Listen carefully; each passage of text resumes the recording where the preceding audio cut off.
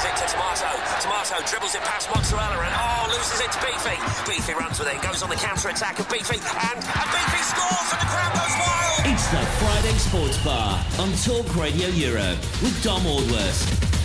Well, this is the Friday Night Sports Bar on Talk Radio Europe. And you guys have heard me going on the last 3 to 4 weeks, every Friday, every Monday, about the biggest golfing event that's going to be taking place on the Costa del Sol, without doubt, this year. And it's for Steve Staunton, for the Steve Staunton Foundation. Steve, a former Republic of Ireland legend, Aston Villa, Liverpool.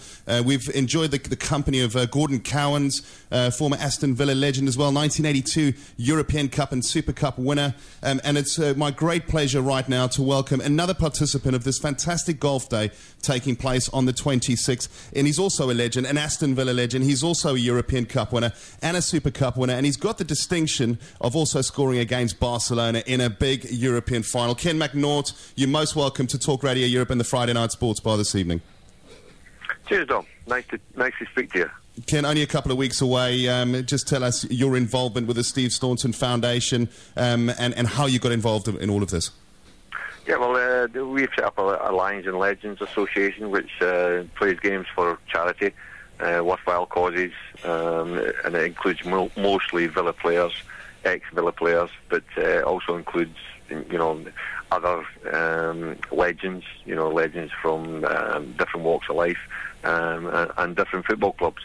And we've got together, raised a fantastic amount of money over the last 11 months, well in excess of £100,000. And when Steve approached us with this, we said, yeah, of course we'll support you. And we've held a couple of events, which is covering costs for the players to come out to Marbella. And we'll cover the costs, and the players will participate in Steve's golf day. And before we talk about the day itself, and also about your career, Ken, I've got a couple of gentlemen here in the studio that remember it well. You've had quite a few changes in your life since football. Unfortunately, your career ended very too soon than it should have done so. You've spent some time in the UK. You were the golf manager or the manager of Glen Eagles Golf Club as well. But you've now finally come home to a place that you always hoped would happen one day. As the general manager of Aston Villa's former Players Association, tell us all about that. Yeah, well, I mean, once you finish playing football, I mean, it's a severe blow to you, obviously, because, I mean, you've known nothing else since you were at school. And I had to finish through injury at 31 years old, and, then had to go and carve out a new career. And fortunately, I managed to, get involved in the golf industry, and eventually finished up at Glen Eagles as golf services manager. Looking after 20 staff and, basically servicing the requirements of all the golfers at Glen Eagles Hotel, which is a fabulous resort. And, apart from the weather, Dom, I wasn't too keen on the weather in Scotland, but, fabulous conditions to work under. Since then I've been to Australia, worked out there, and came back, and now back amongst Aston Villa again, which is great.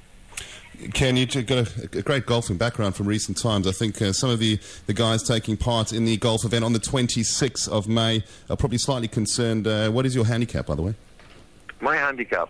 I'm probably the worst golfer in the whole company that's going to be there. It's actually quite embarrassing, but, I enjoy the game.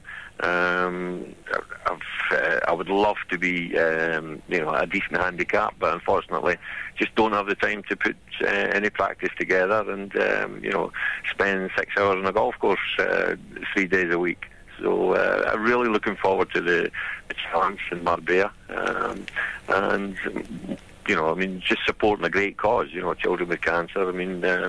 And every penny is going to go towards the charity, which is fantastic. And the ticket sales have been going extremely well for this. We're still looking for some more teams to get put together, Ken. Just tell the listeners, I know who's coming down here, but just tell the listeners some of the footballing stars and former legends that will be joining us on that day. Yeah, well, Steve's obviously going to be there, Gary Shaw, Peter Wyth, John Goodman, Larry Lloyd. I've spoken to Graham Sharp, Frank Stapleton, and it'd be great to get as many teams on the golf course as possible, purely because of the cause that's concerned. And you guys will be there in the 19th hole, playing golf with some of them at the dinner afterwards. And you guys will be wanting to share your stories with some of these guys that probably watched you guys play when you were in the height of your careers. Well, I mean, that's the thing, Dom. I mean, as players, we did what we could at the time, and we were very successful. And we love sharing these experiences with, the people that come along on the night. And I'm really looking forward to it and doing what we can. Ken, I've got a couple of gentlemen here in the studio, and I've got Stuart Joseph who would like to ask you a question. Hi, Kenny. Can I ask you a couple of questions? One, how good was that team in the early 80s? I mean, I remember some of the players, Dennis Mortimer, Gordon Cowans, Gary Shaw, Peter With, Tony Morley, all heroes to me. And after that, I just want to ask you, how severe was your injury? Because your career finished quite early. Well, it was an injury I picked up at Villa. I actually developed a blood clot after going in for a routine knee washout, basically. Developed a blood clot in my calf. I was lucky it lodged in my calf. It was not diagnosed until it was too late to do anything about it. So I had the problem there, and there was all these concerns of, if I knocked it or if I broke my leg. So we had to be very, very careful in my rehabilitation. So I was out from basically the August until the January of the season that we actually won the European Cup. So I missed the first few rounds, but I managed to get back into the first team in the January. And it was always with me ever since then. And considering the start of that season, how bad it had been for me personally, and then win the European Cup, which is every footballer's dream, was just an amazing season. Do you still have pain from it today? Yes, I still get bothered with it, but it's one of those things. Every ex-player has got aches and pains, and it's just a case you've got to deal with it. I've been assured by the consultants that it's nothing to be concerned about now. I mean, the blood cells will be through the clot by this time, because it's been over 30 years. But my leg does swell under pressure. But it's just one of those things you've got to put up with as an ex-player. Yeah. Ken, at that time in '82, during the cup final, you guys came in there, Aston Villa as the champions of England, against Bayern Munich, the champions of Germany at the time. Were you guys the massive underdogs in that particular fixture, or was it pretty evenly matched according to the bookies? Oh, we were huge underdogs. Nobody gave us a chance. But we knew as a team, collectively, that we could take on anyone. And, watching the semi-final there, Bayern Munich and Barcelona, in our day, we were beating both those famous clubs. It was just, the confidence was sky high, and the players were so sure of themselves. And in fact, before the actual start of the European Cup final, I remember the younger lads were actually walking around the pitch, taking pictures of themselves, in front of the crowd. And I can remember looking at the Bayern Munich players, and they were absolutely grey. They were so nervous and uptight. And we thought at the time, we've got a great chance here. And that's the way it turned out to be. I mean, we did get put under a lot of pressure, especially after we scored. But, we rode our luck, and we got the result. And, I've still got the medal in my back pocket. Can I ask you one other thing? I'm a massive Spurs supporter. Benteke, is he for sale at the end of this year? Benteke's come in, he's done well. The confidence, he's helped the confidence of the whole team collectively. At the end of the day, if you're scoring goals, it lifts everyone. I mean, that was a huge thing about our side, was the fact that we were so confident that we were going to score in every game that we played. We knew that the opposition had to score at least 2 to beat us, and that's a great confidence, great way of of your confidence rising, and that's exactly what's happened But Paul, throughout the season. I was going to say, Paul Lambert really deserves every credit to keep with these kids right the way through. I know he had not much of an option, but the kids come good. I mean, next year this could be a pretty good middle of the table team. It could be, but I mean, football is a business, and I just hope that Aston Villa don't say to Paul Lambert, right, we've been offered 35 million for Benteke. You've discovered one of them.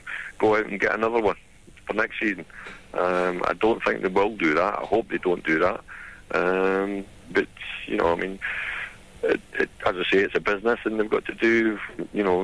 They've got to cut the cloth according to the suit they're going to make. Do you think he's worth 35 mil? Who is worth 35 mil? Well, listen here, he's a Spurs, Stuart's a Spurs fan, and he's going to tell you Gareth Bale, and we're going to tell him he's talking nonsense.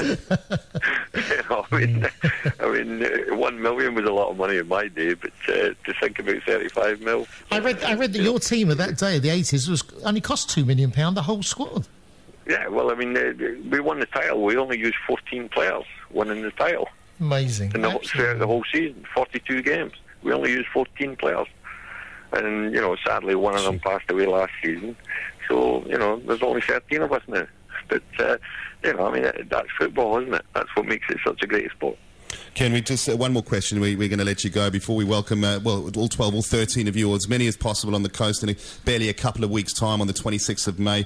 Just looking at Aston Villa's form now, a big game for you guys this weekend at Carrow Road against Norwich. Do you think a win this weekend, the 3 points, will probably guarantee you safety or almost get you there? 3 points will definitely guarantee it. 3 points. I'm confident that if they can win at Norwich, especially after the result on Monday there, if they don't get the win tomorrow, all the good things that happened on Monday sort of go out the window.